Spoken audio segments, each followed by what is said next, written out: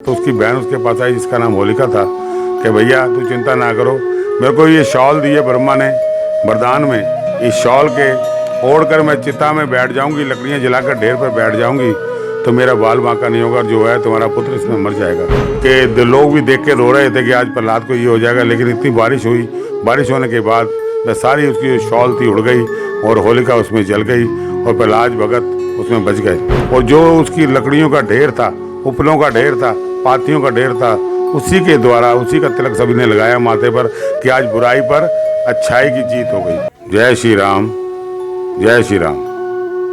ज्योतिष आचार्य पंडित सत्यनारायण भारद्वाज, जलंधर छावनी से आपको आज होलिका दहन की कथा के बारे में, ये क्यों मनाई जाती है इसके बारे में बताता हूँ। सतयुग में दो दैत्य हुए, हिरण्याक्ष और हिरण्यकश्यप, और उनकी एक बहन हुई जिसका नाम होलिका था।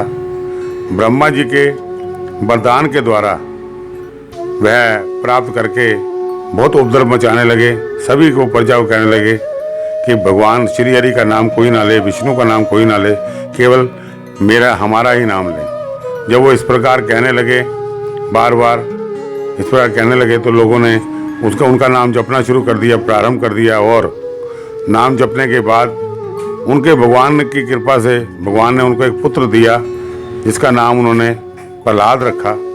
वो प्रहलाद भगवान विष्णु का भक्त था जन्म से ही, और उसने विष्णु की भगवान की भक्ति करनी शुरू कर दी।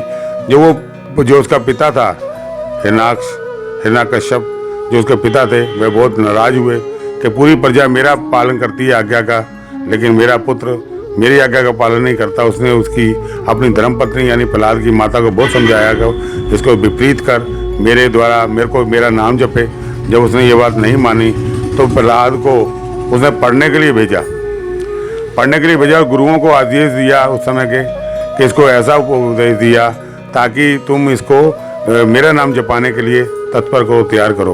उन्होंने बहुत वहाँ पे यत्न किए, प्रयत्न किए, कुछ नहीं हुआ। फिर उसके पिता ने, हिरण्यकश्यप ने, उसको पहाड़ी से नीचे गिराया, कभी सर्पों के बीच में पहुंचाया जिससे उसे डसाया जाए, लेकिन वो हिरण्यकश्यप को कुछ नहीं, कारागार में डाला गया, वहाँ भी उसको कुछ नहीं हुआ। ऐसे अनेक प्रकार की यातनाएं दी। यातना करने के बाद जब वह हार गया, बैठ गया थक कर, तो उसकी बहन उसके पास आई जिसका नाम होलिका था कि भैया तू चिंता ना करो, मेरे को ये शॉल दी है ब्रह्मा ने वरदान में, इस शॉल के ओढ़ कर मैं चिता में बैठ जाऊंगी, लकड़ियां जलाकर ढेर पर बैठ जाऊंगी तो मेरा बाल बांका नहीं होगा, जो है तुम्हारा पुत्र इसमें मर जाएगा। लेकिन कहते हैं करने वाले तो परमात्मा प्रभु श्री हरि हैं। उसने बैठ गई, आग लगाने की आज्ञा दी, अपने पुत्र को प्रहलाद को गोदी में बिठा लिया। गोदी में बिठाने के बाद उसने आज्ञा दी अग्नि जलने की, भगवान उस पर क्रोधित हो गए।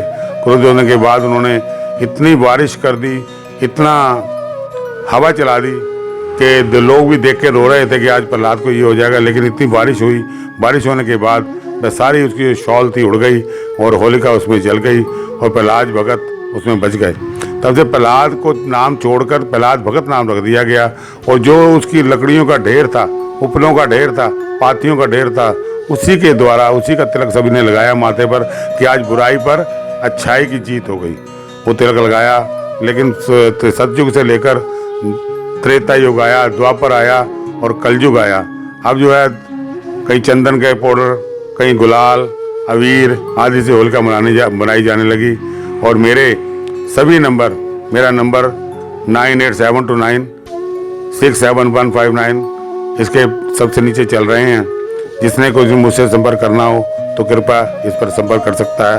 आपका बहुत बहुत धन्यवाद। जय श्री राम, जय श्री राम। बोल प्रहलाद भगत की जय, बोल प्रहलाद भगत की जय, श्री भगवान विष्णु की जय।